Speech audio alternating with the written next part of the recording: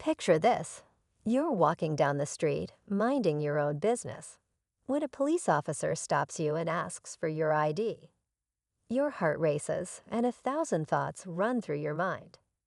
What are your rights? Should you comply, or can you refuse without getting into trouble? Welcome to episode 38 of ID Refusal where we dive into the best tips for handling these high-stakes moments and navigating your rights with confidence. Today, we'll break down real-life scenarios and show you how to stay calm, assertive, and legally protected when faced with such situations. But here's the twist. There's one critical mistake most people make when refusing ID that could completely change the outcome. Stick around to find out what it is and how you can avoid it. Ready to learn how to beat the cops at their own game, the smart and lawful way? Let's get started. Refusing to show your ID might seem like a bold move, but knowing when and how to do it legally is the real game changer. Imagine yourself standing there, with the officer's eyes fixed on you, their tone firm but calm, asking again for your identification.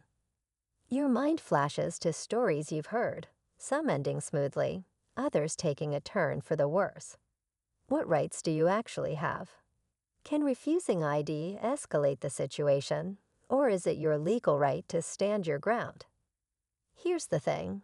The rules about ID refusal can vary depending on where you are, and understanding the law is your first line of defense. But there's more to it than memorizing rights. It's about how you carry yourself in that moment. What if one simple word or gesture could completely shift the officer's approach? The answer lies in mastering this delicate balance. Stay tuned. As the officer waits, the air feels heavy. You replay the question in your head. Can I see your ID? It seems straightforward, but you know it's anything but simple. If you hand it over without questioning, you might feel like you've given up a piece of your freedom. On the other hand, refusing outright could shift the tone of the encounter. This is the moment that defines everything. The way you respond could either diffuse or intensify the situation. What many people don't realize is that your body language and tone can be just as important as the words you use. Staying calm, maintaining eye contact, and choosing your words carefully can send a powerful message. But what if the officer pushes harder? Maybe they hint at consequences or suggest you're hiding something. How do you hold your ground without crossing the line? The tension rises, but the real test is just beginning. The officer takes a step closer, their voice firm but calm. I'm going to ask you again. Let me see your ID. Your pulse quickens, but you steady your breath, knowing this is the moment you've been preparing for. You've read about situations like this, where the law and emotions collide, and you remind yourself of one crucial fact. You're not doing anything wrong. But as the officer's tone sharpens, so does the pressure. A few bystanders glance your way, their curiosity adding to the weight of the moment. You start to question yourself. Are you pushing too far? Will refusing escalate things beyond your control? Every second feels like an eternity as you weigh your next move. Then the officer shifts gears, throwing a question you didn't expect. It feels like a test designed to catch you off guard. Now it's not just about your rights. It's about staying calm under fire. Before you can respond, the officer gestures to their radio, speaking in a low tone you can barely make out. Your heart skips. Are they calling for backup? Or is this a bluff to pressure you into complying? The tension skyrockets as you realize this encounter might not end quickly. Then the unexpected happens. The officer steps back, a slight shift in their demeanor, and asks, "Are you aware of the laws here?"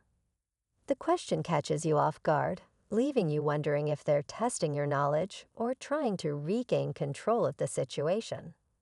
You know the laws, at least you think you do. But in this moment, self-doubt starts to creep in. As the silence stretches, a second officer arrives, their presence adding to the weight of the encounter.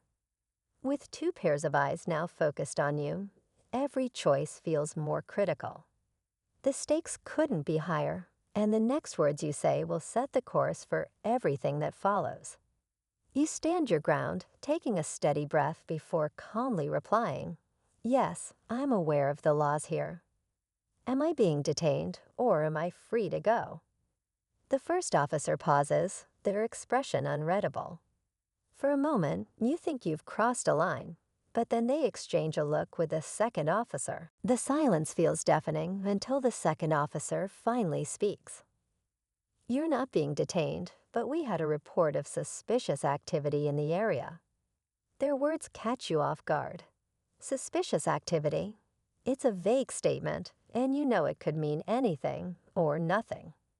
With your confidence intact, you respond firmly, "I understand, but I've done nothing wrong, and I'd like to go now."